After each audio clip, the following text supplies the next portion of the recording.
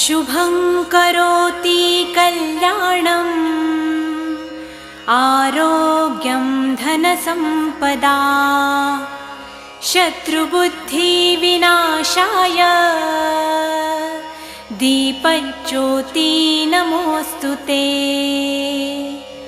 दिव्यादिव्यारे दीपत्कार कानी कुंडलमोतीहार दिव्याला पाहून नमस्कार तिळाचे तेल कापसाची वात दिवा तेवे देवापाशी उजेड पडे विष्णूपाशी माझा नमस्कार सर्व देव देवतांपाशी।